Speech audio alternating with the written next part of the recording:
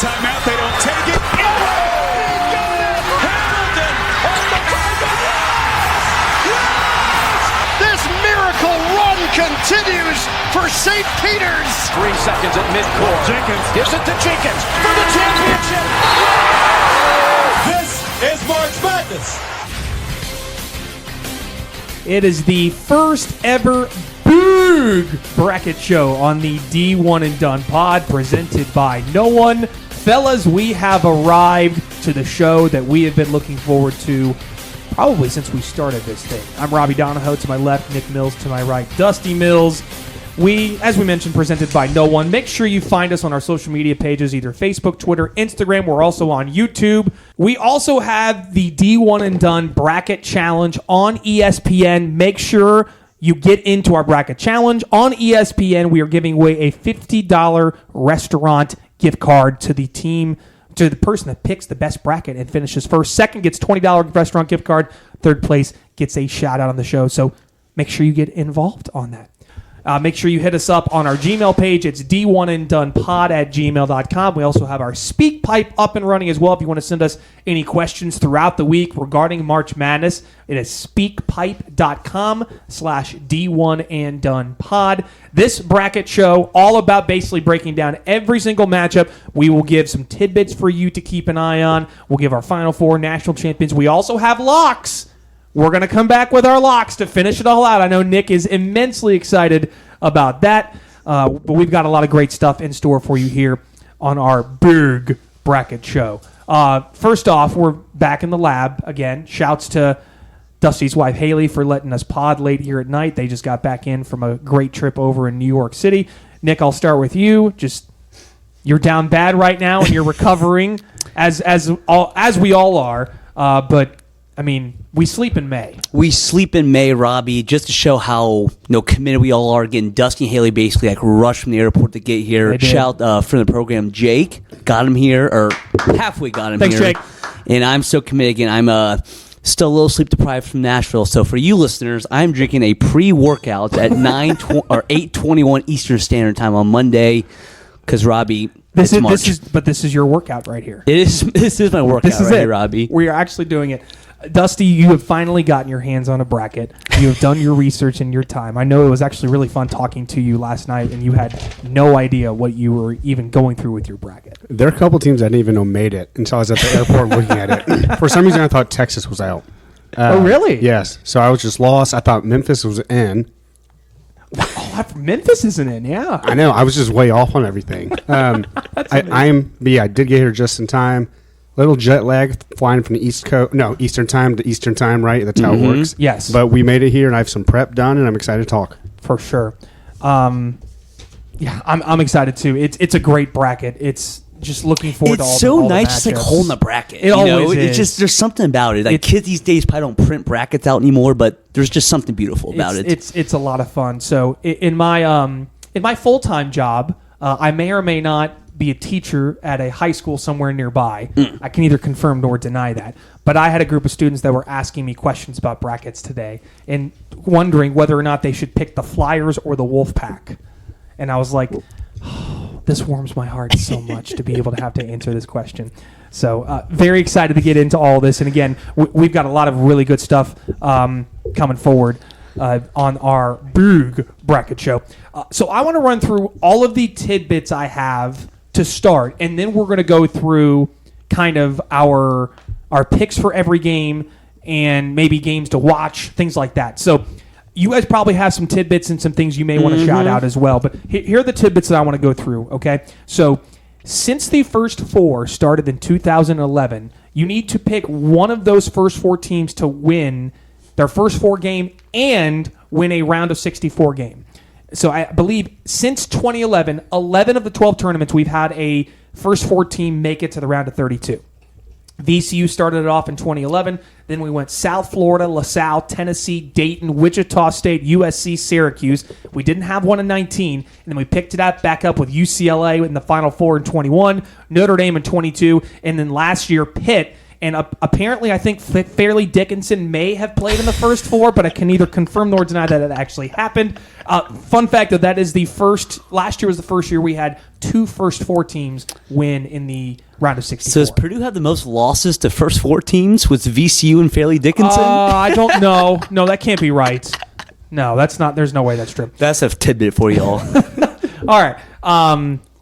That's my big tidbit, is take a first four team. I'll have some more tidbits throughout the show, but I want to go kind of find a tidbit, each one of you, and that you are really excited about, that you kind of unturned, I guess, and flipped over a rock, saw some cool stuff. Nick? So I guess I did tidbits for each region, so should I just do my favorite maybe tidbit? Yeah, give me your favorite so tidbit again, I think that we'll get to each region. I'll probably be the first one we go to. Yes. So my favorite tidbits about that one, how again, UConn's number one overall seed, and it appears they have the hardest region. I'll argue they definitely do. Yeah, I think they do. So their top 4 seeds in that region, we have UConn, Iowa State, Illinois, Auburn, all top 10 at KenPom. Just to show you right off the bat. gosh. So they're combined 19 at KenPom. Every other region, the top 4 seeds, the best one I believe is the West or even Midwest. They're 33.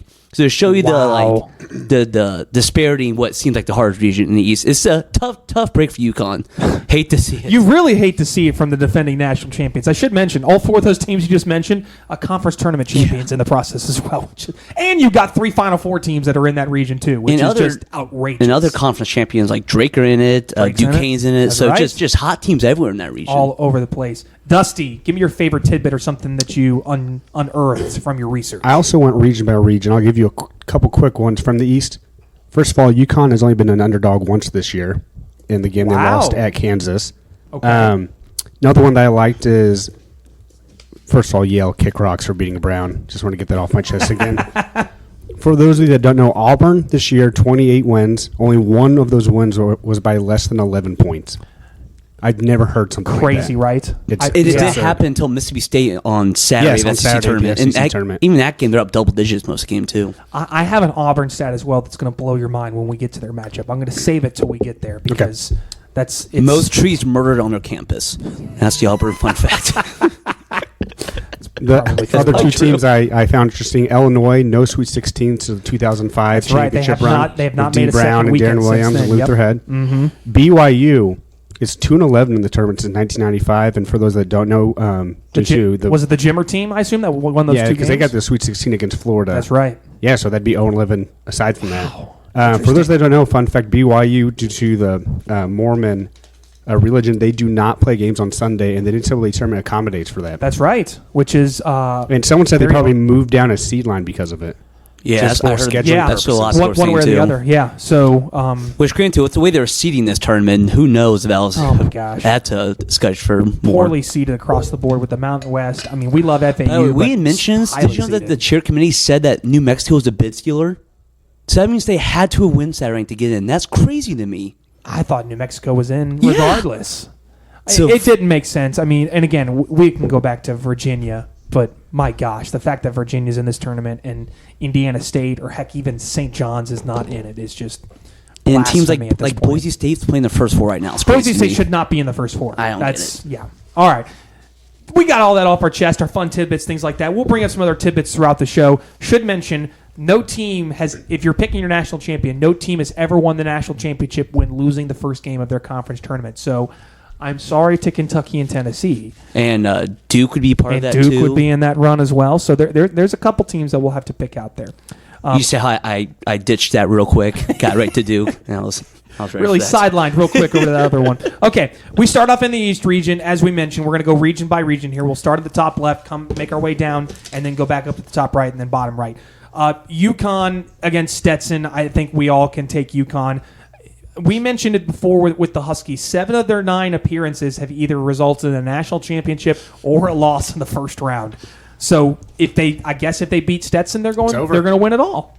Can we all assume that at this point? That's crazy. What a crazy stat. Come on, Stetson. Jalen Blackman, that's the guy you want to watch out for. Marion, Indiana kid. He put up 40 in their conference tournament championship game win, I believe, or it was 34. It's for them to get to this point where they beat Austin P. So we're all pretty comfortable taking UConn to advance. I got nothing. Okay. Fair enough. All right. Florida Atlantic, Northwestern. This could be probably the best first-round matchup in terms of just talent and ability and skill. I want to go to my resident FAU fan. Who because toot? how do we feel about the Owls going into this game? First of all, I should say, it should be noted, it's probably shocking FAU's an 8 seed. I mean, they had 2 quad 4 losses. I think they only were like 10-5 first 2 quadrants, but hey, I think they just got it on reputation. I think they did. And I don't mind that, honestly. Which, hell, that Michigan State and FAU, what a world we're living in, getting seeds on reputation. We've moved up in this world, Owls. We sure have. But I see the 8-9 games. I have this theory. Like I always hate like again. I always feel like the team everyone thinks like, oh, watch out, this 8 seed to watch out for. Always lose the first round because you forget there's a reason they're an 8 seed. Exactly. That's just a perfect way. I remember when Kentucky was on the Davis team, like UConn. Speaking of which, was like their 8 seed. Everyone's like, look out for them. We never saw them. So that worries me because I feel like no one's talking about Boo Booing Northwestern. No one's saying a thing about Boo Booing. Which is actually, they won a tournament game last year, so this game does scare me for you. And I will say, the winner of this game is going to make life hell for UConn. Because both teams have big guys that can really, bang down low with Donovan Clingan. Northwestern they played Zach Edey 2 times this year. They do not care about playing against a big dude. So Chris Collins is going to use all 15 fouls from his big white dudes inside and try to hang with Donovan Clingan. So that said, I did take Florida Atlantic, but if there is a guard that can put a team on his back and score 35 and lead his team to a win, as Boo Booey in Northwestern. Real quick, that's another thing about like UConn. Whoever they get, UConn, the kind of strength, despite Clingan, is like their guard play. Like they'll get the same thing with either Northwestern or FAU. Mm-hmm. Fun fact: Northwestern is 2-0 in the first round in school history. Did not know that till today. Yeah. I mean, I got to take Northwestern. With that said, I'm taking Florida Atlantic. Yeah, come on, FAU. Hoot. So I will say, when it gets to the second round game, I do want to mention UConn plays a ton of drop coverage and pick and roll. And if you watch any Big Ten basketball, Boo Booey absolutely feasts on drop coverage and pick and roll. So just beware of that going forward. Any chance that my good pal Andy Kennedy and UAB find a way to beat San Diego State? Dusty says. I have UAB. You have UAB. I do. Big shocker here. Why is that? Well, first of all, I didn't realize this is their 4th straight 21 season. Nice. First dance since 2005, though. For you gamblers out there, they are 15-4 against the spread since January 14th. Ooh. One of those wins was when I took them as my lock. So I'm just riding the high. I like Andy Kennedy. I mean, everyone loves the Aggies, right? But the Aggies. Yeah, I just called San Diego. The Aztecs. The Incas. Jet lag. There you go. The Mayans. But yeah, I have UAB with the upset. I'm pretty big on when I do my bracket, not very chalky until you get to the end, right? And that's just one of those first round upsets I just feel happening. So UAB is not a big 3-point shooting team. They usually do a lot inside. Now they went on a stretch run in their conference tournament, semis, and championship where they just made a bunch of threes. So that's interesting. San Diego State's not a great 3-point shooting team. I went San Diego State because I can't. Jaden Ledee, Trammell, Butler, Saunders, they've got some guys that can go, but they are such a roller coaster. And if they're down big at halftime, I'm concerned because they always seem to pick it up in the second half. But I mean, that New Mexico game gave me some cause for concern when they lost that Mountain West Championship game. I'm still going Aztecs. I'm still going to ride and die with Brian Dutcher in San Diego State. Real quick again about how tough this region is. Again, the 12 seed UAB, 13 seed Yale. I mean, 2 coaches, Andy Kennedy and is it Jim Jones? Was something coaches who've been in a tournament before. Again, there's just this James Jones. Yeah, James Jones. That was pretty close. You were close. Jay Jones. But that being said, though, I think San Diego State. I wrote down my sleeper of this region. So give me the Aztecs to roll past your little Blazers over there. All right. We go to the 4-13 matchup. Auburn and Yale. These are 2 teams on opposite ends of the spectrum when it comes to tempo and pace. Auburn wants to go fast, and Yale does not like to go fast. I thought you were going to make an academics joke right there. I was not going to. No. All right. Here's my blow your mind stat on Auburn. They are 11-0 in their last 11 first-round games. They have not lost a first-round game in their last 11 tournaments. Auburn, Northwestern, look at them in the first round. Right. But Auburn has lost their second game in 3 of the last 4 tournaments. So, Yale's got some dudes. I mentioned Danny Wolf on the pod on Sunday. 7-footer that averages 14 and 10. And then John Polakaitis, who put that Yale team on his back in the Ivy League championship game. I'm still going Auburn just based on the fact that they're 11-0 in first-round games. But, man, Yale is a scary team. My only notes I wrote down for Yale, simply read, kick rocks, they play slow. Big brown bear guy War over there, Eagle. not liking Yale. I said it yesterday. Like, there's always a upset in first round. No one predicts. Everyone does like the 5-12. You know, Auburn kind of reminds me of Iowa 2 years ago when they won the Big Ten tournament. You Everyone mentioned takes that them. last night, yeah. Give me Yale Bulldogs. Been there, Okay. done that. Go Ivy League. Take that, Brown. All right. Yale is the pick there for Nick. Dusty and I will stick with Auburn. Speaking of being polar opposites, BYU and Duquesne. BYU has one of the highest offensive ratings in the country, and Duquesne has one of the highest defensive ratings in the country.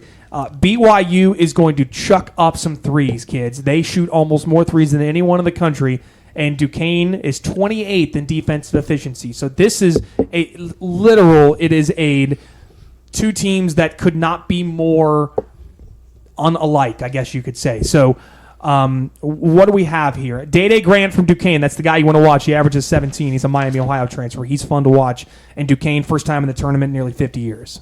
Yeah, I mentioned San Diego State was my sleeper of this region. I mean, I think BYU kind of fits this mold too. They're think so, 16th too. at Ken Palm. I mean, they have a win at Kansas this year. They were good all year.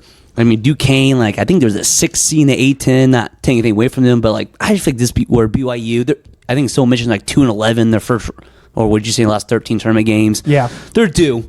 So give me the Cougs. Go Mormons. I'm with BYU as well. Jackson Robinson's really fun to watch. I think BYU runs some great offensive sets. Having seen them a lot this year, they are a difficult team to guard. So Duquesne's going to have their work cut out for them. I'm going to root for the Dukes just because I'd like to see Duquesne win, but I'm picking BYU.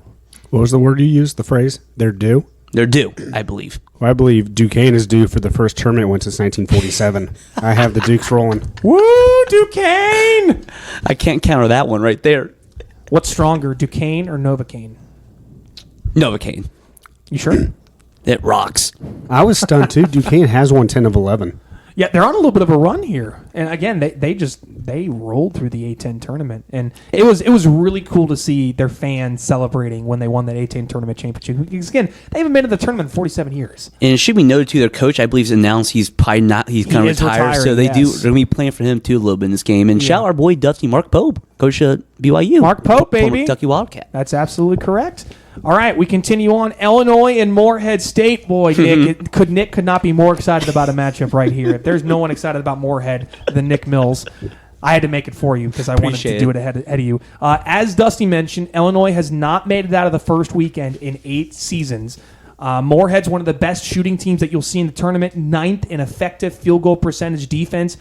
The big iffy spot for Morehead State, if you're looking for an upset, they are 346th in free throw shooting. That is not good. There's 370 teams in NCAA Division I. But Riley Minix is the guy you want to know from Morehead State. That dude can ball. I saw him play against Purdue. He's really fun. He averages a double-double, 20 and 10, and shoots 34% from three. So you've been on Illinois all season long, so I don't see any reason why you would take the Eagles in this. Yeah, I'm definitely taking Illinois. I mean, there's not like I'm not going to say a lot of pressure on Brad Underwood, but he's, like you just mentioned, very much underperformed in tournament. They Very can never get out much. the first weekend. You know, we know it does scare me about this. That's probably me overthinking it. Morehead State was the first team to win their conference tournament, right? Yep, And first then team in. Illinois is literally the last team to win their conference tournament. So literally, interesting. like, couldn't like it's just the difference in rest right there. But like again, sticking to my guns, give me Illinois. I say it with no confidence. Illinois rolls. Thank you, Craig. I like Illinois too. I think it's closer than a lot of people think. I think Morehead State's going to come to play, and they're a difficult matchup. They've got good guards, and as I mentioned, Riley Minix is really fun to watch. All right, Washington State and Drake. If there is a name that you need to know coming into this tournament, it is the guy by the name of Tucker DeVries. 22 points per game for the Drake Bulldogs. They've got 4 players who shoot 40% or better from three. Wazoo's got some dudes too. 4 guys averaging double figures. Jalen Wells is the guy. He's 17th in blocks, by the way. Or not. Washington State is 17 in blocks, so they got good rim protection. But Drake shoots a ton of threes. So both ends of the spectrum here. I like Drake. I think Drake's a team that I'm really excited about coming to this tournament. Drake, I was stunned. Another one, 4-2 in the first round all time. Wow. 4-2, and last Including that time, loss to Western Kentucky. I was going to say, Yep. yeah. Ty Rogers hitting that winner. Last time Washington State was in the tournament, do you know who their coach was? I do. Do you know it? I think I know it. Tony Bennett. Slow ass Tony Bennett. Yeah. Go Drake. Tony Bennett. Go Drake. Get out of here. Nick. This is one like I've gone back and forth on because I really want both of them to win. Because again, like Washington State, I like both has stories. not been so long, and- I'm with you on that. Yeah. And Drake, The like Tony Bennett thing was just funny to me. Right. And Drake's, I mean, they've been better recently, but there's a long time. Like, it's funny. I used to make fun of their Wikipedia page. Like, there's like a call it a section called the Dark Ages, which shout out whoever made that for the Wikipedia page. That's funny. So they've come a long way. So I'm going Washington State. You know, yeah, that's all my analysis. Give me Washington State. Washington State. Jalen Wells is the guy you want to look up for. He's shooting 42%. I do also know if Drake wins this, and assuming Iowa State wins, can get a little interstate matchup right there. We could indeed. By the way, these games are being played in Omaha. That is not far away from where Drake University is. So call. there's going to be a whole bunch of Drake fans that are going to be in there. For Yeah, it's that like the game. Houston Auburn of last year. It kind of is. Yeah, a little bit like that. Iowa State, South Dakota State. In terms of pace, these two teams could not be more identical in terms of pace. They play very similar styles. It just so happens Iowa State's one is.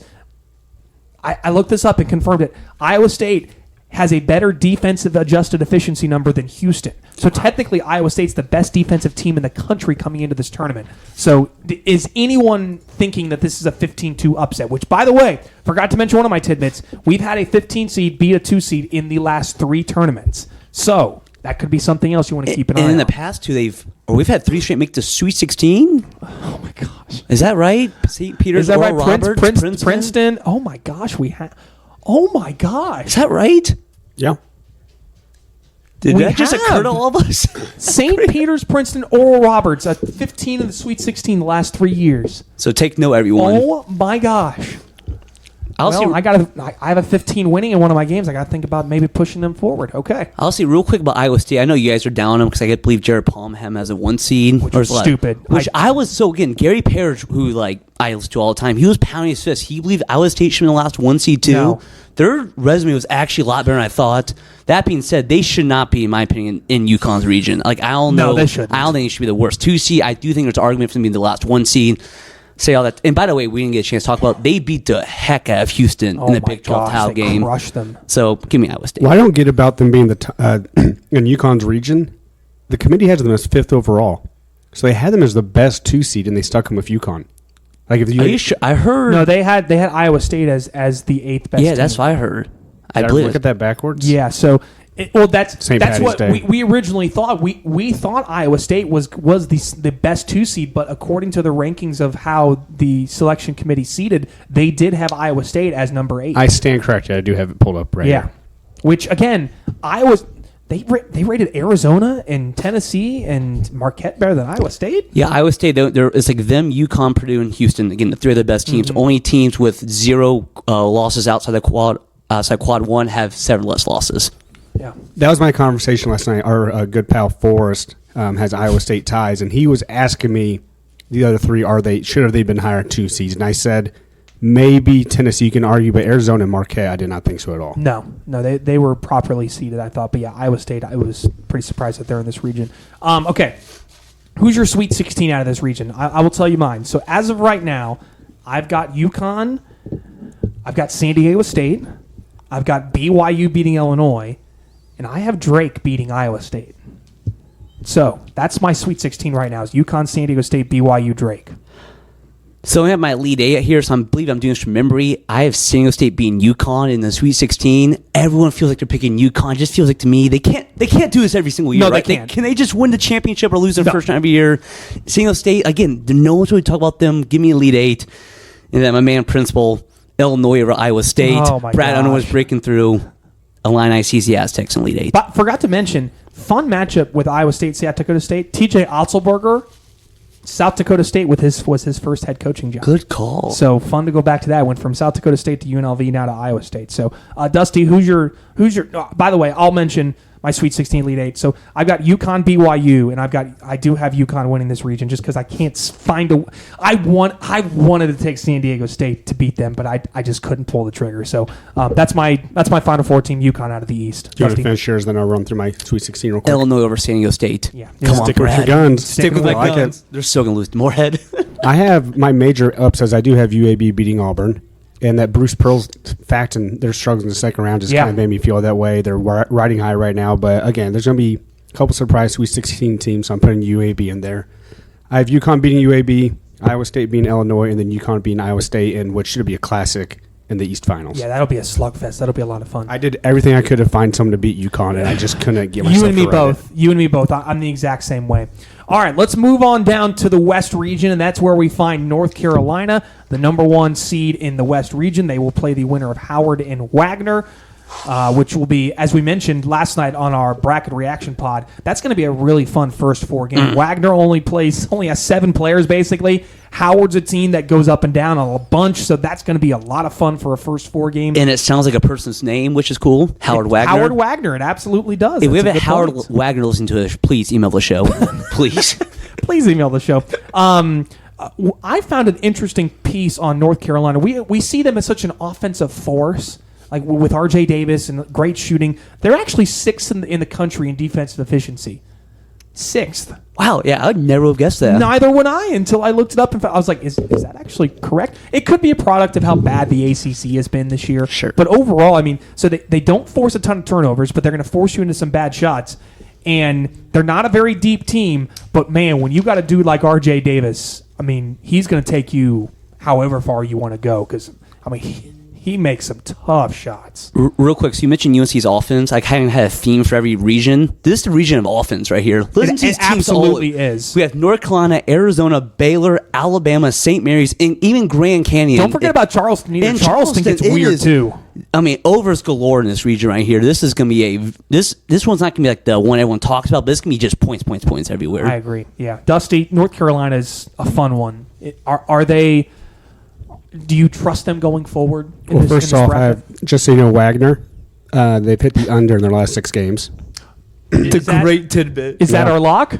No. I actually have them losing to Howard. Oh, wow! I have Wagner winning. North Carolina, I'm not real sure about. They have the veterans. They have the talent.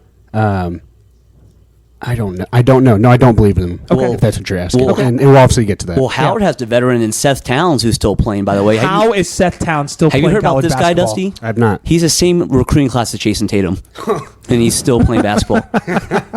That's not me making up either, people. Unreal. All Shout right. out. Never graduate. Before we jump into the Mississippi State-Michigan State matchup, we have a message via our speak pipe from GFOP Zach. And Zach has a very interesting question in regards to this matchup between the Spartans and the Bulldogs. Gentlemen, this is Zach. Long-time listener, first-time caller. I need your insight. MSU versus MSU. Robby, I'm not sure there's a better man in the country to ask this question. Mississippi State, Michigan State. We got Izzo. I kind of know what's there, being a Big Ten fan. Don't know enough about Mississippi State. What's the matchup looking like? Who's the favorite? Need your help. Thank you. So thank you for Dusty for dropping the pin on He that dropped the one. mic. He dropped the mic. But also, thank you to Zach for sending us that question. It is speakpipe.com/D1 and Done pod. Now, let me give you a little insider help here. If you just write down MSU on the next line, you're going to be correct because it's Mississippi State and Michigan State. It doesn't matter which one it is. I will say, so Hazel could not be more correct. I don't think there's anyone in the country that knows this matchup better than me, in my opinion. I've seen Purdue play Michigan State twice. I've watched Mississippi State play multiple times. Used to cover them, being in Starkville. I think this matchup is Mississippi State's to lose. I think this is a perfect matchup for the Bulldogs because Michigan State, with Tom Izzo and his infinite wisdom, he does not want to double team the post. So that means Tolu Smith, Jimmy Bell, those dudes could have a big night. Now, here's where it could get interesting. If Michigan State decides to use all 15 fouls with their big guys and put Tolu Smith and Jimmy Bell at the line, that's where it could get interesting because Mississippi State, they're one of the worst free throw shooting teams in the country, 324th in the nation. So it's a volatile matchup, but I think Mississippi State is the team to beat in here.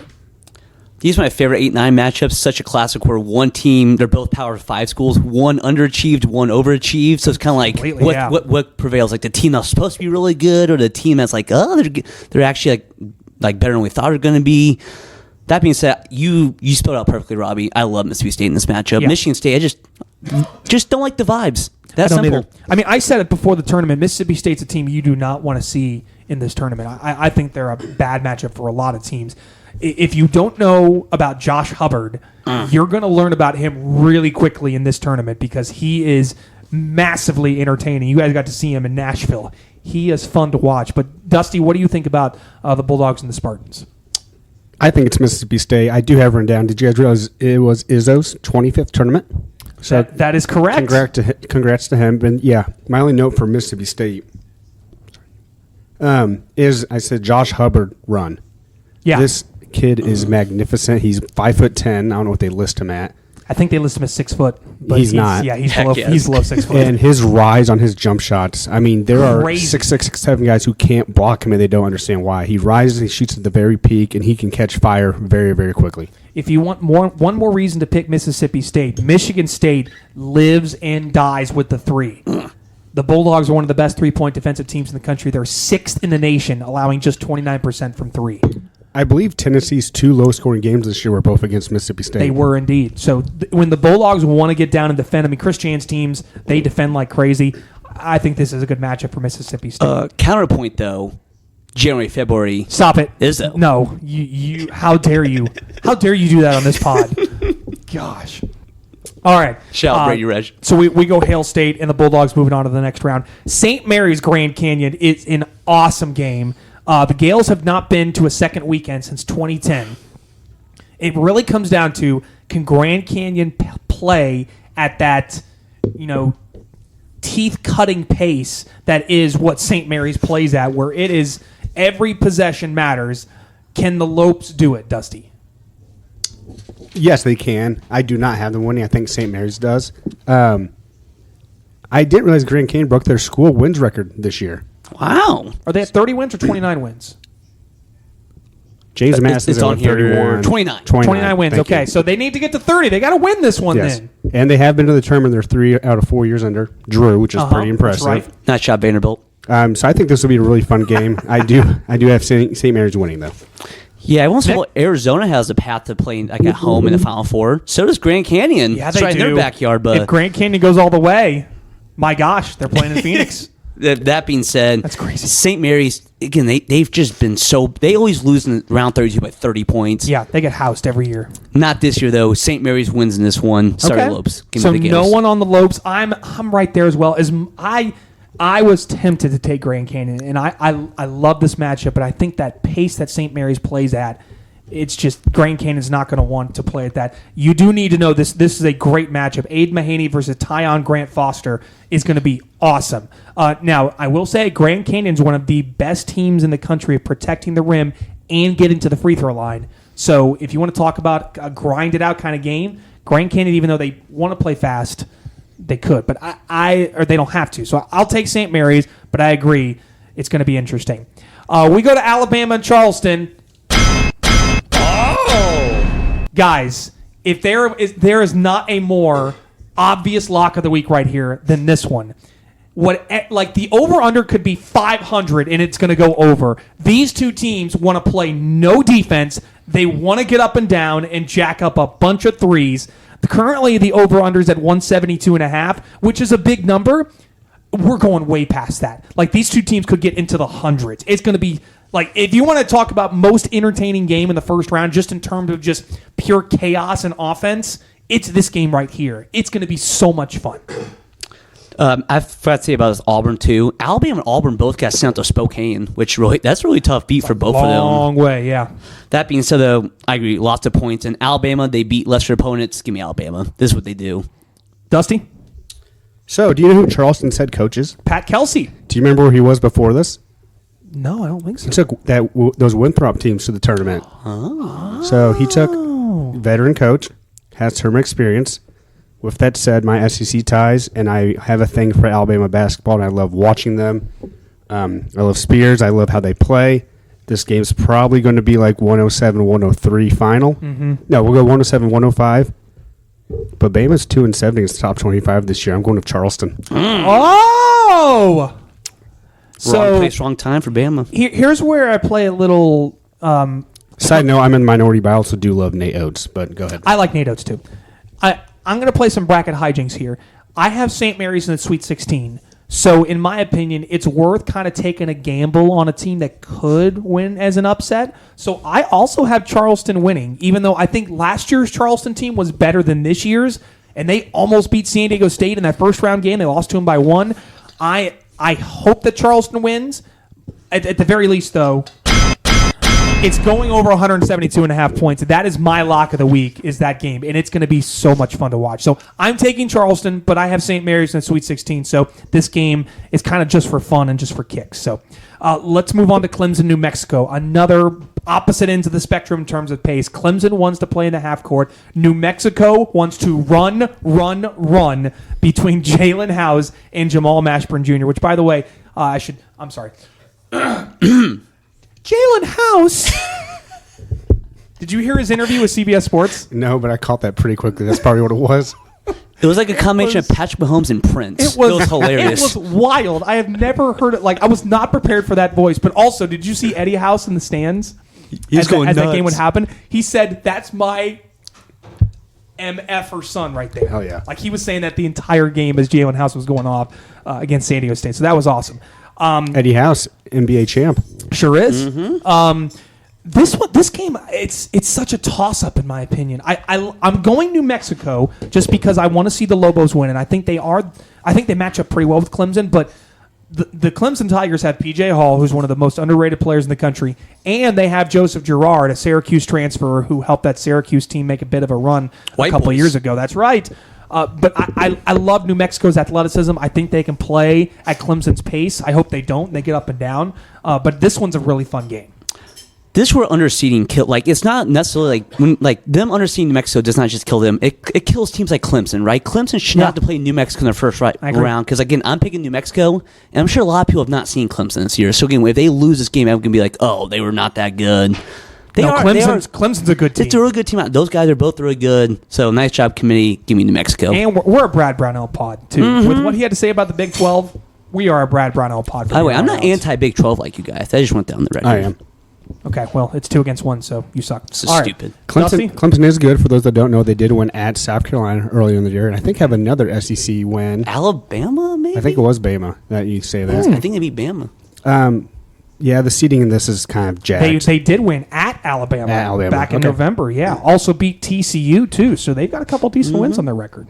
But I'm feeling more of a sentimental pick here with the passing of our boy, Richard Lewis, whose nickname on Curb Your Enthusiasm was Richie Boy. So I'm sticking with Patino? Richie Boy. I'm taking Patino and the Lobos. I love that reasoning. All right. Thank you. Baylor Colgate. We're a Crest pod, so I don't think we need to go any farther in this. Just to mention that Baylor is going to beat Colgate. No, at some point Colgate's going to get a matchup they can win. Colgate's not going to win this. Fifth straight appearance. Fifth straight, but they keep playing teams that are outrageously athletic that just athlete them, in my opinion. It happens. Like, I thought they were going to beat Texas last year. Like, I thought they were going to beat Texas. But ever since I was like, they can't do it against teams that are too many athletes. They gave that really good Grant Williams Admiral Schofield team a really good game in the first round. That's right. It's a bad matchup for them. I'm picking Colgate. No, really? I think every couple of years we have a pod, like we're gonna call it a pod, go absolutely just crazy. I already have New Mexico winning this. Colgate wins as well. This we get just bonkers. Wow. Baylor to me is like the mini UConn where they either just go to the national championship or get upset in the first round. They kind of have those vibes to me. Give me Colgate. They're due to break through. They've made a tournament every year, I think, since 2019. Finally get their first win. Go Raiders. Colgate, the toothpaste company, by the way. Baylor will be crestfallen. You should want to sponsor this pod just based on that alone. Very, very well done. All right, Dusty. Baylor, number one strength of schedule in the country. We've talked about the Big 12, how they kind of hype that up, but that does mean something. They're battle test. They've played plenty of teams. I'd love for Colgate to win, but I do have I got Baylor too, and they're one of the most efficient offensive teams in the country, and they got one of the best guards that not many people know about in Ray J. Dennis. So I will go Baylor as well. This 7-10 game, Dayton, Nevada. is an awesome game. Deron Holmes of Dayton, Keenan Blackshear, another really good player at Nevada. The Wolfpack have 2 other guys averaging 10. Dayton's got some dudes at guard. Flyers are one of the most efficient offenses in the country. The Wolfpack are real hit or miss with their three-point shooting. Obviously, the head coach of Nevada is one Steve Alford. So there are all sorts of fun storylines in this game. Who are you guys taking in between Dayton and Nevada? So, I kind of wish Dayton was slightly worse. They'd be in the first 4 because they did go undefeated at home this year. Do you remember that they played in the first 4 a couple of years ago? I do not. They just won an absolute bonkers game. I can't remember who they. I think it was Boise State because poor Did they beat Boise Boise? State. It was Boise. They had beat to fly- Boise. They had to fly all the way from Idaho, play a road game. It was back in 2015, and they led that game almost from start to finish, and Dayton ended up coming back and winning that game. But yes, that would be so cool if they got to play that first 4 again. It was a crazy atmosphere. But I'm sticking with their guns and the strength of the Mountain West. And for Steve Alford and for great listener Joe Steele, I think the Hoosier gets the Nevada Wolfpack to the next round. Whereas, so Steve Alford played at Newcastle, as Yes. you know. Yes. Do you know where he was born in Indiana, though? No idea. Gary. No. Give us like a hint besides the state of Indiana. Johnson County. Johnson. County. So the That's, by the way, city? that's where Greenwood is. Oh, okay, I see. Like he would have gone to Cinder Grove. Wait, Is that? I so- didn't know if you're talking about the school or the. He was born in Franklin, Indiana. Greenwood's Oh. in Johnson County. Yeah, Greenwood's in Johnson County. So Greenwood. it's the county south of Marion County. That's Johnson Gotcha, County. gotcha. Yeah. So just south You go of South south to get to Greenwood. Yeah. Mm-hmm. Shout the Grinch. No, the Mountain West can't win every. I'm that Mr. Yes. Krabs meme right now where he's got it's just spinning. Chaos. We love the Mountain West, Mountain Best, and all that. Mountain Best, By the baby. way, please. By the way, that's another thing that's gonna make me mad. Let's say the Mountain West does underperform. It's because it got a ton of just bad seeds and Yeah, everything. if the Mountain West doesn't do well in the tournament this year, don't you dare put that on that They're at conference. such the a fact that they're struggling. disadvantage. They got the shaft in so many We're seasons. just putting on us for hyping it up way too much. No, the Mountain that part. West is good. We are cutting that part that out. part. Editing department, if you're listening to this, it is 41:57 on the pod. We're cutting this part out. Please continue, Nick. That being said, again, I feel like they can't all win. Give me Dayton, and by the way, Arizona's probably room for Dayton. They don't. This game's in Salt Lake City. I don't know. Could some Nevada fans make the trip? That's out west Possible, a little bit. yeah. But give me Deron Holmes. He's awesome. Deron Holmes is great. I like Nevada a lot, but there is every single year I get a weird feeling about a 7 seed that I am really excited about. For some reason, it's Dayton this year, and I don't know why. I've been anti-Dayton for the past 4 weeks, wanting to keep them out of my top 25, and all of a sudden I feel like, man, I really like this Dayton team the more that I watch them. So I'm taking Dayton to win over Nevada. I'm taking Dayton to beat Arizona, by the way. Oh! So I'm just going to put that out there right now. Arizona's going to beat Long Beach. By the way, Long Beach State is one of the best stories in this entire tournament because they fire their coach, Dan Monson, before the Big West tournament, and they win the tournament. Is that the biggest, And he wanted to coach. It wasn't Yes, he some, did. hey, Oh, really? coach it out. They fired him, and he said, I still want to coach my guys this weekend. There is, I think it's 99.9999% chance Arizona wins this. Long Beach is one of the Long Beach hates shooting threes. In a game of basketball. Should be Short Beach.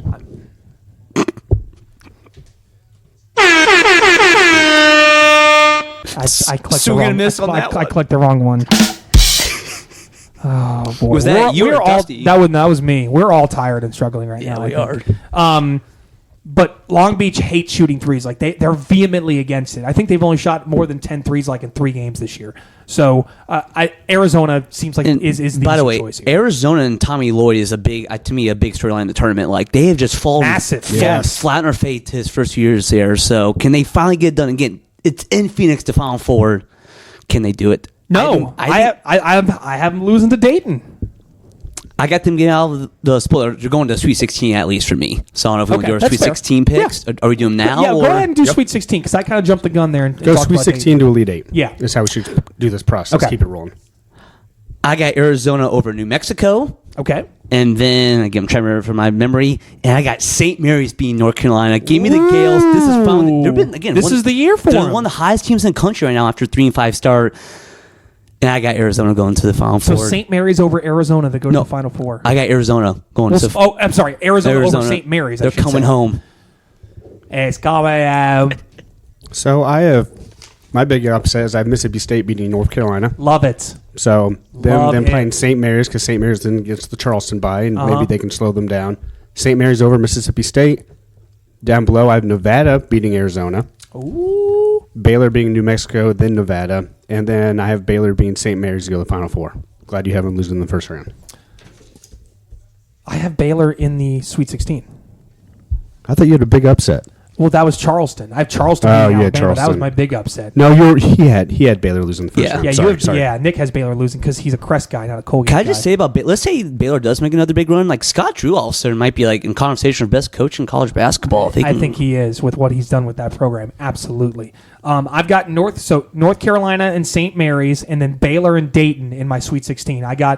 I'm gonna go very chalky here. I'm gonna go North Carolina because I really do like R.J. Davis. I think he takes them a long way. I've got Dayton beating Baylor. I think there's something about this Flyers team. It just something's clicking with me with them. I don't know why. I can't explain it. And then I got North Carolina coming out of this region. As much as I wanted to take Dayton, I think the Tar Heels are the team to beat here. So I got North Carolina in my Final Four out of here. I need Caleb Love versus UNC in the Elite Eight. Gosh dang. He's going to take 36 shots. I cannot wait.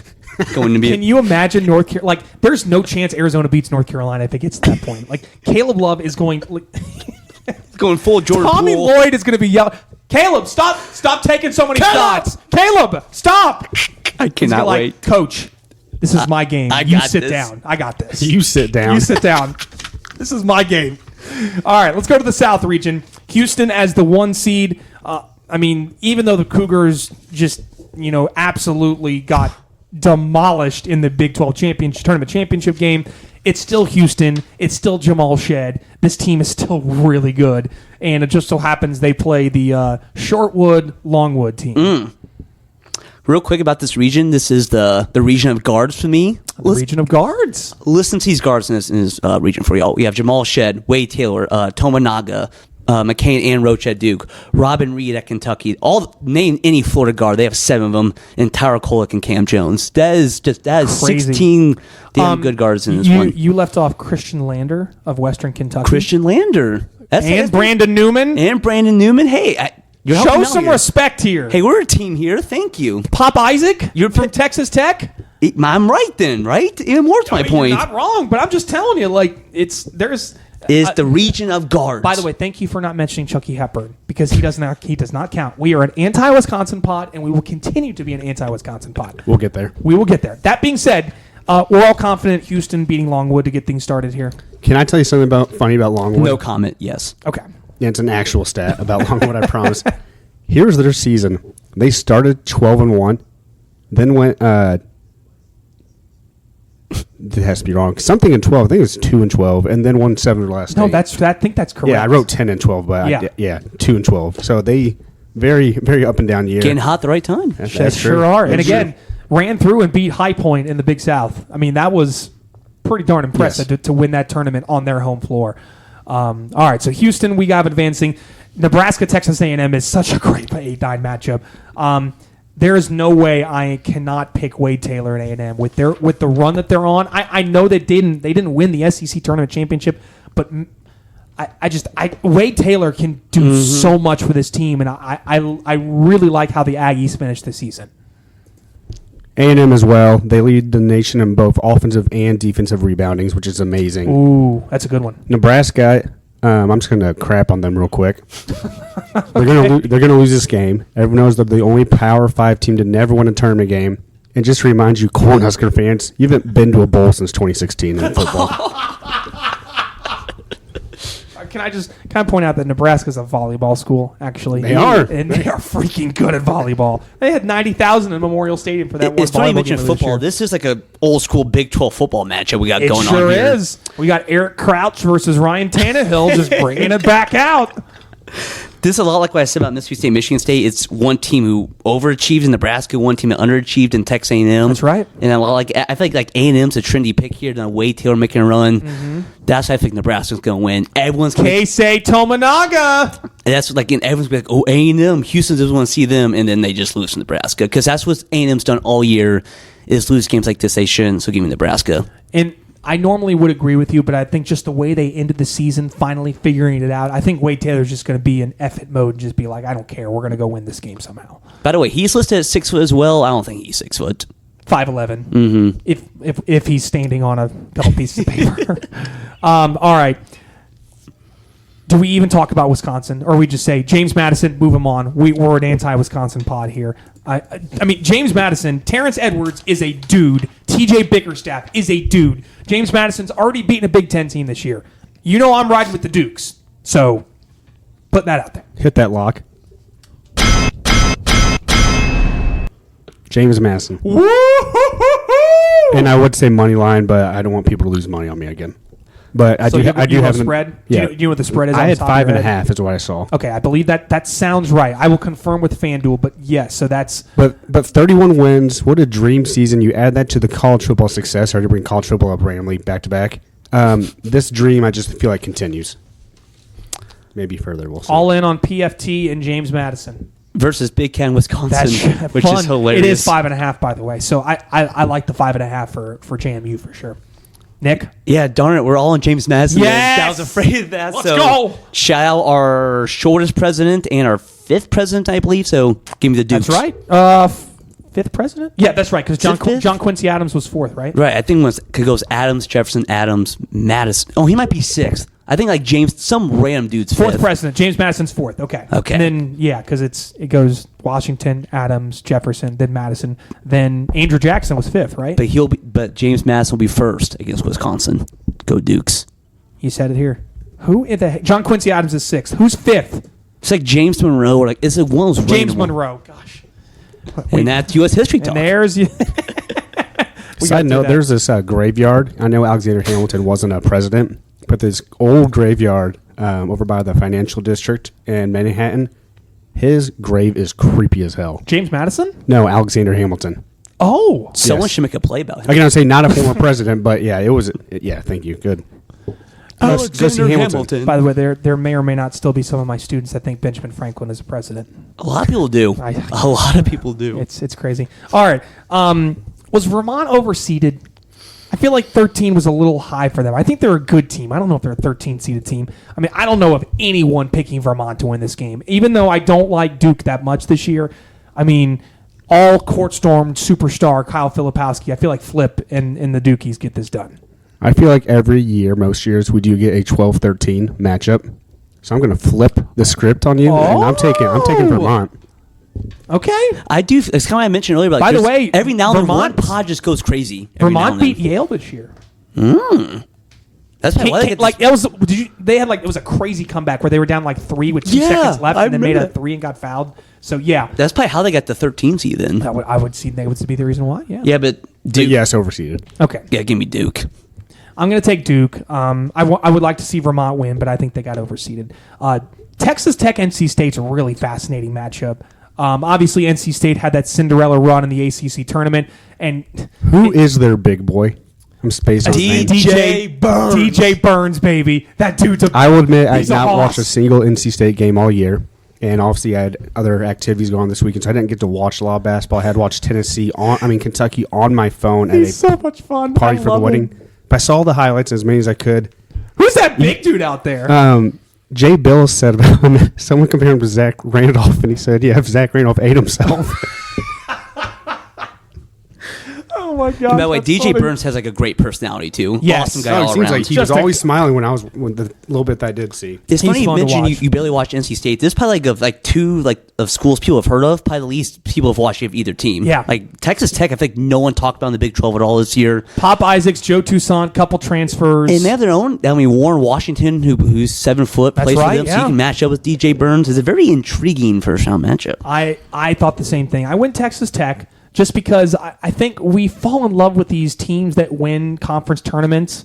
I don't know if you remember kind of two darlings in the past couple of years. Virginia Tech from 2 years ago that won the ACC, and they got housed in the first round. And then you remember when Georgetown won in the COVID year? Oh, my gosh, And got yeah. absolutely worked by Colorado. And haven't won since. It wasn't even close in that game. That game was over from the jump. And I remember going into that, I was like, oh, Georgetown, Patrick Ewing, this is a great story, and yuck. So I'm going to go Texas Tech just based off of that. I think NC State having to win 4 games in 4 days wore them out. So give me the Red Raiders. 5 games. Oh, it's 5 games in 5 days. You're right. 5 days. So which is even crazier. So yeah, I think Texas Tech will be the team to beat in this one. So I promised myself I would not change a pick because, again, this is like gut initial first pick. This probably won't be my final bracket that I submit to our D1 and Done Turning Challenge. But Dusty, yes. Dusty, you are correct. We have a bracket challenge. Make sure you get in on that on ESPN. First, second, third place get prizes. So make sure you get in on that. So you went with I went with changing. Texas Tech, and I've already have like 7 different adjustments I want to make to my bracket. I already hate it. So you're now they know falling who- in love with DJ Burns. Now I love DJ, so I'm burning that pick, and we're going with the Wolfpack. Same logic as you, Robbie. Give me Texas Tech. Yeah. But, I mean, 2 DJs you guys have a pre-show on meeting? NC State, by the way. DJ Horn and DJ Burns. Both these guys averaging over 10 a game. So now we get to Kentucky. We are still a Greg Campy pod. That will not change even with this game. That being said, I don't think there's any chance Oakland has an opportunity to win this game. Or am I wrong? I need to hear from my Kentucky guys. How are you feeling, Crab? I'm so nervous. I'm not kidding. First of all, it's Campy's 40th year there. Yep, 40 I didn't realize years. It's been that long. So Oakland does, they play sometimes, it's a 2-3 kind of a matchup zone. Kentucky shot 41% from 3 on the season. That's a recipe for disaster for Oakland. Or is it? Or does Kentucky get in their own heads when they start missing? I don't know. That's what I'm worried about. And it's not even this team. I love this team. The Texas A&M loss I don't even care about, honestly, in the SEC tournament. They proved themselves down the stretch. It's just the lack of tournament success since 2019. I am, especially being at the St. Peter's game, I am so jaded with Kentucky postseason basketball. Hopefully they cover. I think I saw 13.5 or 12.5. I think so. But, yeah, obviously have Kentucky. But if it's close late and you're shaking, it would not shock me. Oakland has played a crazy good schedule. They played at Ohio State, at Illinois, at Drake, at Marshall, at Xavier, at Michigan State, at Dayton, and Toledo. And they beat Xavier and Marshall, only lost by 6 at Ohio State, lost by 11 at Illinois, and lost by 8 at Drake.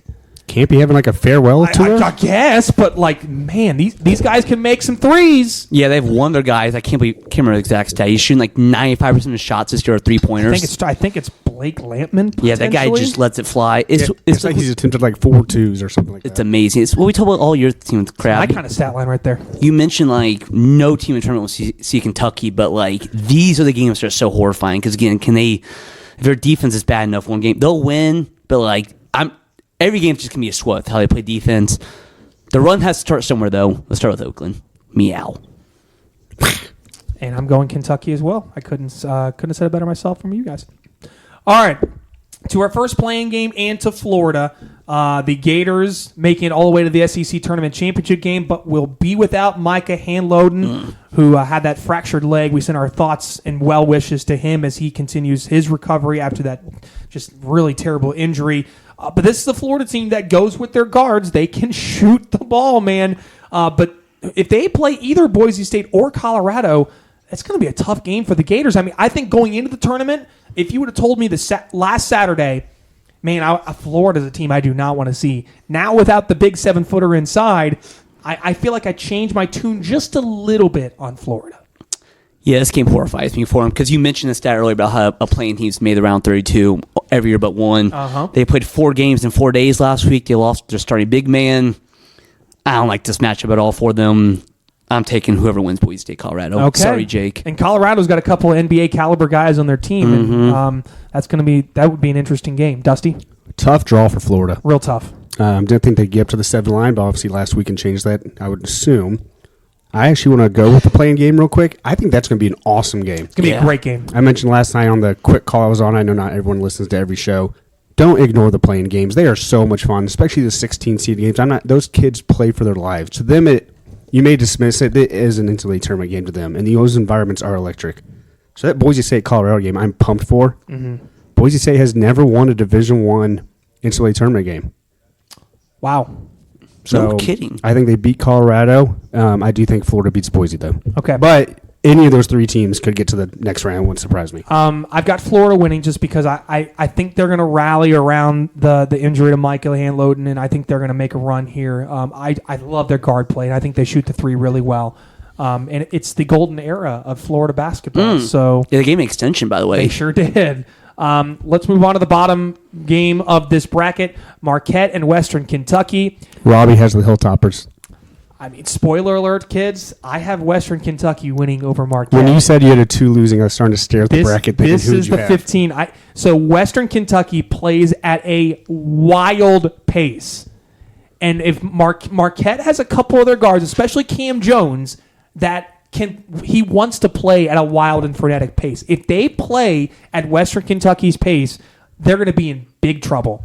And again, as we mentioned, last 3 years we've had a 15 seed make it past the round of 32 and make it to the Sweet 16.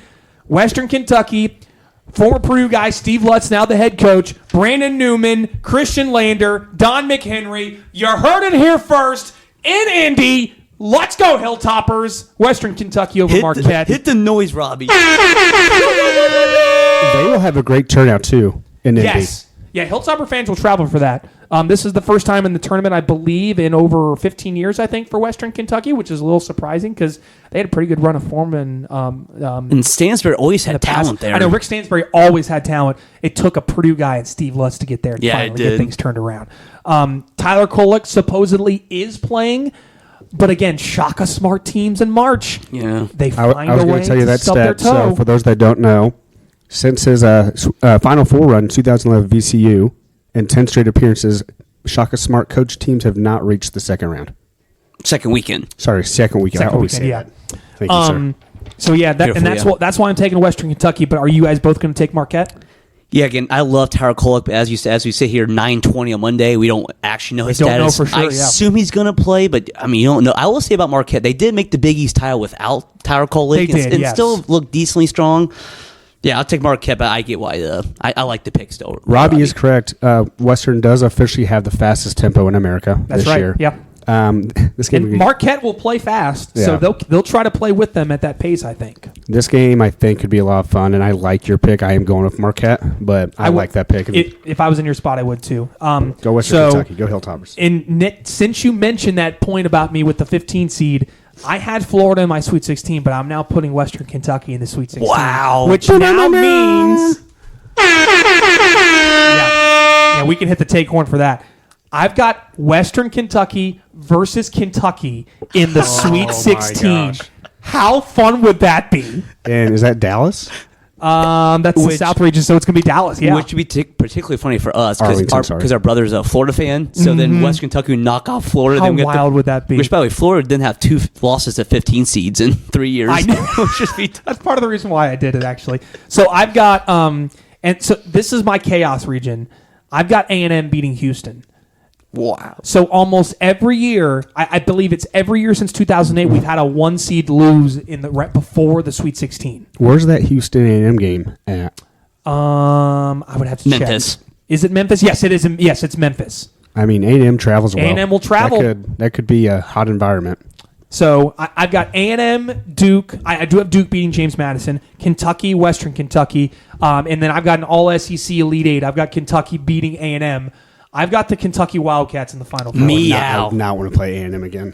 Oh, my I said I gosh. didn't care about that game last week. I was pretty bummed. By the way, I guess there is a road race. Yeah, Kentucky just plays a bunch of SEC teams again. They play Florida and Texas A&M on the way to the Final Four. And part of me wanted to take Texas A&M because, again, I've got another. Where's my stat here on this? So we've had a 5 seed or lower in every Final Four in the last 10 tournaments, and 12 of the last 13 have had a 5 seed or lower. So right now, I don't have a 5 seed or lower in my Final Four. So Texas A&M might have to be that team if I go back in. This is here. also like a tip for people, or we don't want to call it like it's right. You should have like a 17 or Final Four, but like if you pick the wrong one, you just screw the Yeah. bracket. It's That's like it's kind of playing the odds and the percentages, and that's one percentage that's really hard to get past. So that's why it's just like I can't. I believe in Kentucky's ceiling more than I do A&M at that right, because point. if you pick A&M as your Final Four team and like a bracket pool, and they lose to Nebraska, Yeah. you're toast. Yeah, just done right there. To that point, though, when you do get a wild pick like that correct, you feel. it's a I lot of actually, fun. the year Middle Tennessee State beat Michigan State, I had them beating them in the first round. you really? And people didn't believe me. I showed them like on my ESPN app, and I was like, "See, I told you, I knew it." But it's just me not liking Michigan State. That's such a fun flex when you Yes. can do that. I absolutely You guys love actually that. thought Michigan State was going to win that game? What's wrong with you? That's why you have a podcast and they don't, Dusty. Yeah, exactly. That's exactly right. So yeah, I've got the Wildcats in the Final Four beating Texas A&M. So Nick, where are you with your Sweet 16 Final Four there? I have Kentucky. I land on Colorado. Again, I think they're like that. I like it. So I have them. I like it. Again, I want Kolek to make a run, but again, I mean, can't trust Shaka You can't Smart trust yet. Shaka. And again, I don't really have like a chaos kind of team yet. So give me Colorado. I have Kentucky win that game. Up top, I have Houston knocking off the Duke Blue Devils. Yep. Thank you, Calvin Sampson. And I made a rule for myself. I'm not picking Kentucky on this pod because I was afraid like you're gonna pick Kentucky, so we need to diversify. Give me Houston. But in every bracket pool, thank you. Had to give you some applause for that. I But in respect every it. bracket pool, though, I'll have Kentucky win national championship. But Houston in this one right here. Dusty. I have Houston over James Madison. Remember, I have James Madison. Oh yeah, beating James Madison. Vermont. Uh-huh. I do have Kentucky versus Florida. Another rematch I do not want to have. I do have Kentucky beating Houston, and I do want to clarify kind of what Nick said about picking Kentucky. In 2006, I picked Florida when I was a Florida fan to win the national title. Mm-hmm. No one else did, so I won every pool that I was in. But I only did because I couldn't actually sit there and pick against them. So I'm the same with you. I'm going to have not to spoil this one because this one may have gone differently. But all my brackets, I'll definitely. Right, have so you never Kentucky. want the situation where your team actually wins the Natty, Yes. and you just do not benefit off it. And Like, you just like turn your app away. everyone make fun of you and stuff. Yes. It's like be awful. It is So yes, so Kentucky over Houston. It's so funny you mention that because now we move into the Midwest region where my beloved Purdue Boilermakers are here as the number one seed in the Midwest. Speaking of which, by the way, I put $10 down like 2 months ago on Kentucky to win the national championship at plus 1,500. So is that when they were reeling a little bit? That was when they were struggling a little bit. I was like, this team can still figure it out with all the good talent they have. So if that somehow happens, your boy is rich. Hey, So- everyone's celebrating on the podcast. we're all going to win. Unfortunately, Dusty also loses money because Houston would be in the Final Four at that point if they actually beat Kentucky. I'm going to need that money. Send it on to you. Okay, so on Purdue, how do we feel about them coming into this tournament? I think we all agreed when we talked last night. This is a pretty good draw for them for this bracket. I agree, Robbie. And also, know like a little tidbit for people. I'm guessing many like office pools and pools, like people are not going to pick Purdue, right? So that's probably There's going to be a greater percentage of people than you think that will probably pick the 16 seed just because of what happened last year. that's what I'm saying. Like you can get great value. One of the 2-3 best teams in the country winning the championship. Yeah. So, but that being said, Robbie, I agree. I think this is about as good as draw you could hope for. I don't like Utah State though. They again underseeded, should not be the 8 seed. I agree. I will say real quick about Purdue in this whole region. It is like the region of teams looking to break through finally. Obviously Purdue, Rick Barnes at Tennessee. That's right. Creighton has still never made a Final Four in their school's history. It's a fun region. There's a lot of things that can happen. Mark Few still not gotten that national championship yet. So there's a right. lot of teams trying to get that next step for the I program. agree. Dusty, where are you with Purdue? I know you said way back at the start of this whole pod that we began back in February that you think Purdue will be in Arizona for the Final Four. Where are you at now with that after saying that? Yes, I was going to hold you to that, by the way. So the only other scratch I have on my bracket was prior to the show. I did write down Montana State to beat Purdue. Yeah. Purdue's obviously going to win. They're the best team in the region for sure. I'd be stunned if they do not make the Final Four still. I only saw the last few minutes of the Wisconsin game. I guess move on. It is what it is at that point. I honestly, again, was not I was disappointed they lost, but I wasn't mad or upset. Fun fact: 3 of the last 4 national champions have lost in the semis of their conference tournament championship, or conference tournament, I should say. So the semis of the conference tournament. I So, just think Edie is playing on such a level right now, and he wants this bad. yeah. So you're going to have to find a way to tame that horse right there. I don't know if you, and I guess you guys didn't see it watching at the end of the game. So after they lost to Wisconsin, as they were going through the handshake line, Zach Edey was walking through the handshake line, and CBS took a shot of him as he was doing that, and he kept looking behind him at Braden Smith, and I could hear him mouthing the words, "We're fine. It's okay. Good. We're fine." And him saying that, I was like, "Okay, we're good. We're in good shape here." With that said, Purdue's not losing to a 16 this year. It's not going to happen. Yeah, how are you feeling in general, Robbie? A lot of people ask me that. I'm always, everyone assumes that I'm nervous. And the last I am. the last 10 years I have been really nervous. This year, I'm so excited. Like, I'm genuinely excited. Of course I'm a little nervous. I got some butterflies, of course. But as I've mentioned before, we lost to the worst team in the history of college basketball last year.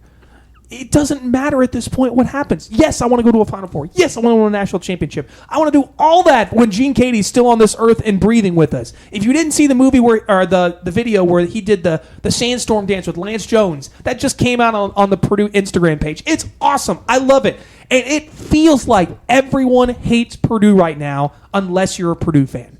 And that hatred has just completely empowered this team and this program.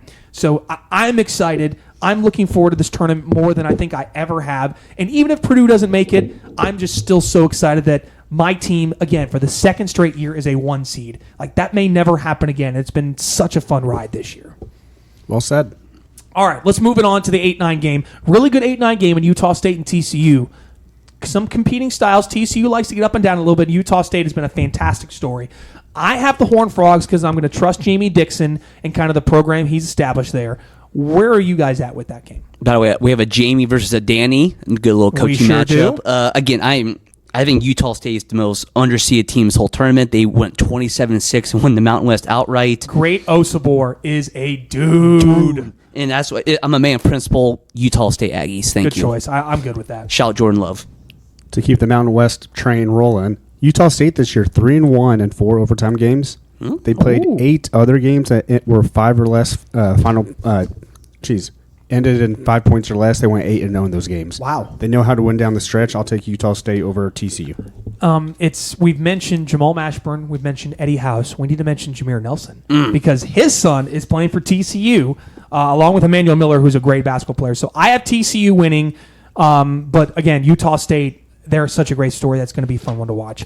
If McNeese was playing any other 5 seed, I would pick McNeese. But if you don't know, Gonzaga has made it to 8 straight Sweet 16s. Every part of me just does not want to take McNeese, but man, Will Wade has that swagger back with this team. And Shahade Wells, if you don't know the name, you're going to learn it quick. If McNeese somehow gets out of this 4-team bracket, they're going to make it to the Elite 8 because I am putting money on them beating Purdue if that gets to that point because McNeese is a matchup nightmare for Purdue. I have Gonzaga. My only note on the game is McNeese is a great story. Awesome story, yeah. The only thing I got out of it was LSU is still down 1 scholarship because of Will Wade. It's funny, too. Mark Few made a comment a while ago, like, we need less dirty coaches in college basketball, and now he goes against Will Wade in the first round, which is just great. How that works. Hey, Robbie, can you lock it in for me, please, real quick? Oh, I sure can. Gonzaga -6. Oh, baby! This give me Duke Oral Roberts vibes last year. Everyone's like, Oral Bob versus Duke. This really get them, and then Duke just smoked them. I think Gonzaga had been playing well, and they lost to the conference final. Love them against McNeese State. Gonzaga has 2 guards in Nolan Hickman and Ryan Nembhard that don't mind getting heated up. Like, they can face some pressure. And then you also can dump it inside to Graham Ike. Anton Watson's a really good shooter on the perimeter. So is Ben Gregg.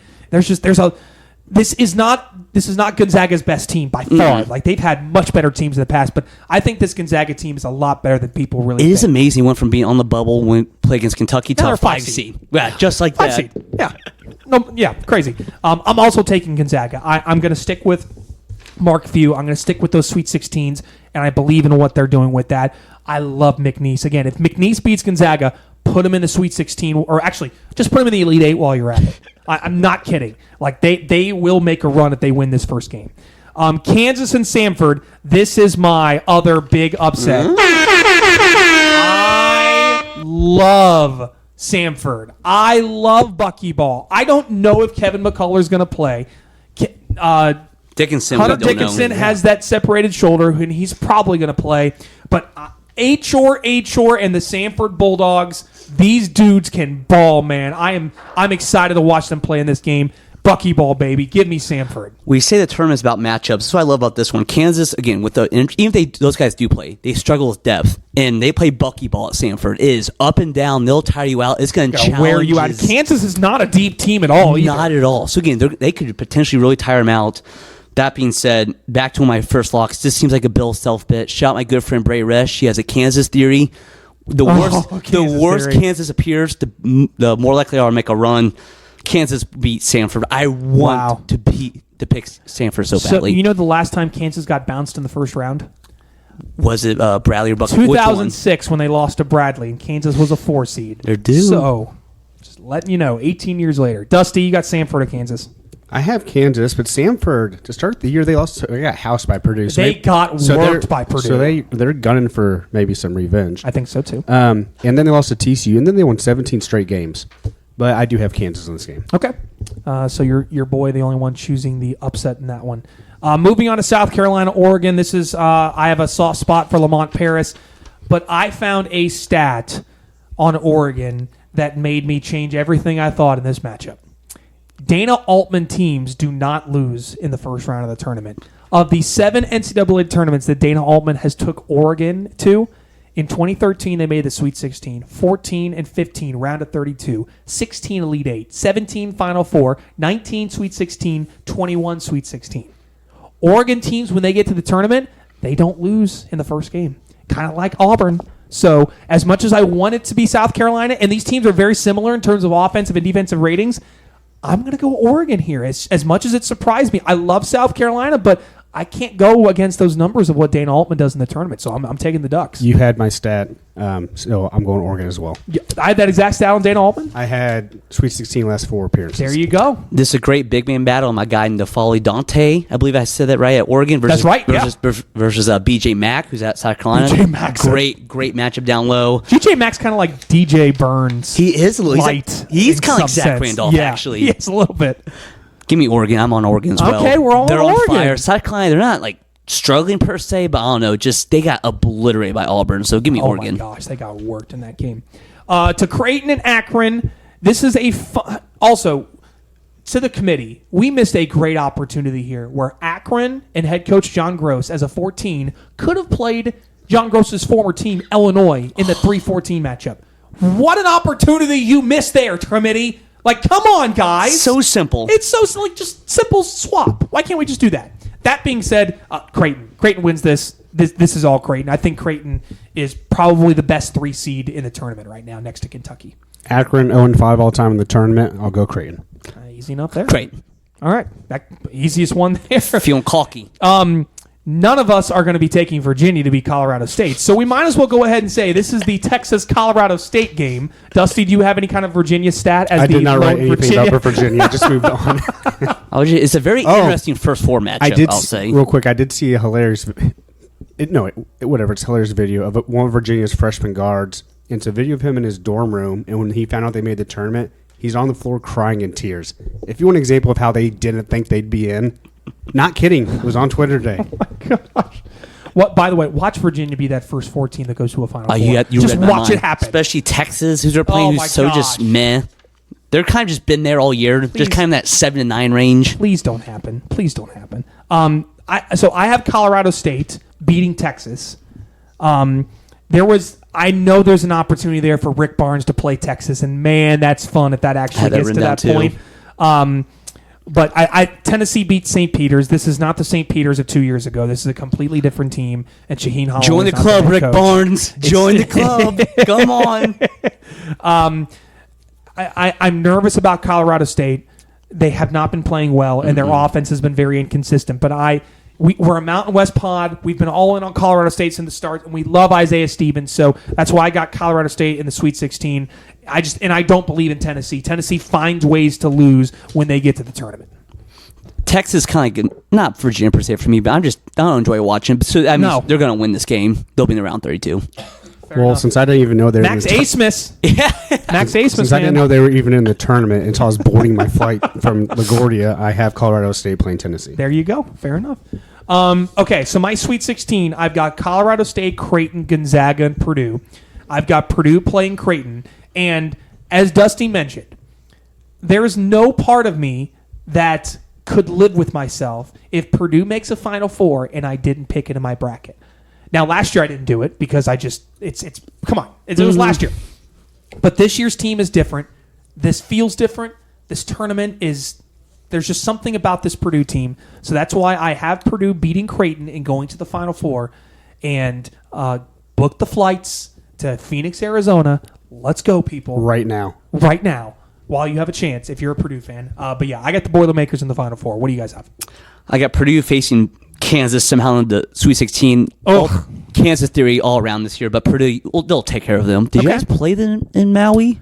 No, we did not. No, we played Gonzaga, Tennessee, and Marquette. We did not see Gosh, Kansas this is while the we were there. Maui region It then. kind of is, yeah. What is this? Yeah, I don't know how it managed to get down to this point, but yeah, you're absolutely right. And then down below, I do have Texas upsetting Tennessee. The Rick Barnes special is back. Yuck. Creighton does beat Texas. And then, Robbie, I figured picking Purdue, so I didn't want to do like a clean streak for Purdue. I'm helping you out. That's fine. So give me Creighton or Purdue. I'm honestly, this is a Creighton team that it looks like a Final Four. Cockburn versus Edie? That's going to be a fun matchup. And Brain Smith versus Ashworth? That's White right. Point guards are back. Now, our resident Creighton hater here, where do we land on our Final Four in the Midwest region? I have Purdue over Gonzaga. Okay? I think that'll be a hell of a game, too. Be a great game. A rematch from Maui. I have Creighton beating Tennessee to Yo, get the Elite Eight. oh my I just don't trust Tennessee at all. Wow. And then I am as of age people. If you saw our post today on social media, I was enjoying a margarita. You sure before were. my flight. Yes. And I think Please drink responsibly. Yeah, please do. Yeah. Be of age and always have a driver. So something kicked in. I have Creighton in the Final Four. Oh! Wow. He's covering his face as he says that, by the way. What was in that margarita? It wasn't a little blue curacao, potentially? That you may have gotten pushed in there? That might be the most shocking pick I've I heard. agree. Of all the crap you've been talking about Creighton, and you put them in your Final I've Four. mentioned I have things I want to change already. Especially like you have an SEC school can knock them off in the round 32. Wow, okay. All right. Akron, I'm from a MAC school. Good point. Good point. All right, so to the Final Four now. UConn, North Carolina, Kentucky, and Purdue for me. Here we go, okay? As I mentioned, I could not live with myself if Purdue somehow makes this run and wins it all. I've got Purdue playing UConn in the national championship, and I have the Purdue Boilermakers winning the 2024 NCAA Men's Division I National Championship. Purdue takes it home. Woo! As I mentioned a couple weeks ago on the pod, all the numbers, being in the AP poll at a certain time, having certain KenPom numbers, whatever that may be, again, all of it it feels like it lines. Purdue's in the trapezoid of excellence according to Ryan Hammer. That's pace versus net rating. All of it just kind of feels like it lines up. It feels like this is the time. And that's why Purdue's probably going to lose to TCU in the round of 32. But I don't know. I don't know. I completely agree. I do agree, Rob. This team does feel different. They have feel guys different. like Lance Jones. It's a perfect fit now. I love agree. Lance Jones. I like And it. that's- Lance Jones, MLP. Like he would not been. Would that be incredible? Like he would not been scared in the FDU game last year, for No. example. They need a guy like that. This team, so they were shooting 31% from three going into that game. They're shooting above 40% this year. Completely different team. Mason Gillis has And Brain changed this team Smith is a different completely. player than Brain was. Smith has been awesome. He's gotten time to rest up. Zach Edey's going to play pissed. He's going to want this team to make a run. So, and again, Dusty, you proved my point completely, and I was going to mention it. If Purdue somehow, by the grace of God, wins a national championship in the year of our Lord, 2024, I could not live with myself if I didn't have that in my bracket. So even if I don't win all of my pools because Purdue loses in the round of 32, as a fan, as a lover of the Boilermakers, that's why I got Purdue winning it all. You want me to go? Yeah. So when I was running through this, I want you guys to know that you know how you're kind of eyeing your matchup and you go to maybe another match, keep going back and forth. Yeah. At one point, I was so close to having New Mexico make a run and be in the Final Four, and then I got scared. Okay.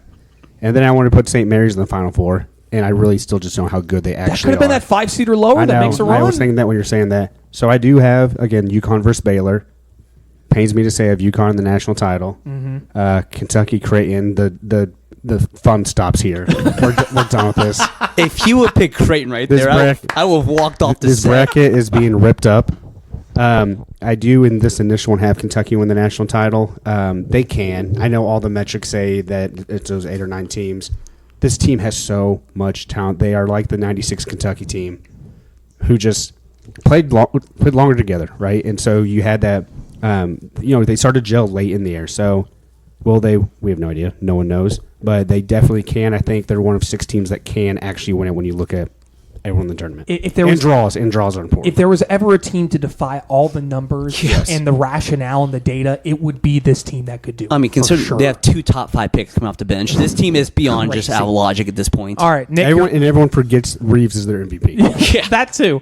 All right, Nick, give me your Final Four national title. I got Houston over Creighton, which would be cool because while I was growing up, that team, Houston's in Conference USA, Creighton's in Missouri Valley. right. So the fact they'd be schooling up would be That'd cool. be So give fun. me Houston. So you have Arizona versus Illinois in the other Final Four, which is Your just hilarious. Final Four is wild. So I was trying to figure out how Arizona would break their hearts. I can see it now. They smoke Illinois in this game in Phoenix. Everyone's like, "This is Arizona's year." They finally break through, and they just drop an egg in the national championship in Phoenix. Houston wins the national championship over Kelvin Arizona. Sampson lifting the trophy for the Cougars. Your Final Four is bonkers. Miami last year broke my brain. I think is what happened. I mean, last year's Final Four broke And FAU everyone's didn't, brain. and San Diego State didn't. FAU never breaks my brain. That's a good point. Hoot hoot. All right, so there's our picks for our March Madness brackets. Guys, wow. First Four is coming up Tuesday night. We've got a lot of great games on tap. By the way, the first game of the NCAA men's basketball tournament in the field of 64 is going to be Mississippi State, Michigan State How to get about it started that? on Thursday. What a great That game. seems right for some reason. Such a great I think game Michigan to start State, with. they always be playing that 12-15 game. Feels like they play the early game every year. Izzo's Yeah. got a tea time evidently to make or something. I don't know what that comes That's from. possible. All right, so that does it for our big bracket show here on the D1 and Done pod. Coming up Tuesday night, it is the first ladies of the pod. The wives of yours truly and Dusty are going to pick their brackets live. They have not looked at the brackets. They have not seen anything about the bracket. They're going to pick each game on their own and come up with a bracket as we do the pod on Tuesday night. Full disclosure, The Athletic today did come out with one of the how to fill out your bracket if you've never done it articles. I did send to you. That's fair. Just so, That's fair. you know. So I know, and Kelly knows a ton. Kelly knows a lot more than people realize about college basketball. So I think her and Haley, their powers combined, become Captain Planet and become this Good super, yin and yang. Yeah, they're going to be great on picking brackets. And then Wednesday we'll have a Know Your Underdogs. We're going to talk about every single one of these teams, the double-digit seeded teams. We'll go about 30, 45 minutes talking about these teams, maybe give you a little bit more about each team that you get to look forward to. And then Thursday, starting off, we'll have an After Dark pod each night after each round of the tournament. So Thursday, Friday, Saturday, Sunday. So the great content continuing here on the D1 and Done pod. Guys, any last news and notes before we move things on to Tuesday? I'm going to bed. Enjoy the week. Should be a lot of fun. All right, we'll see you Tuesday for First Ladies of the pod. Have a great rest of your night, y'all.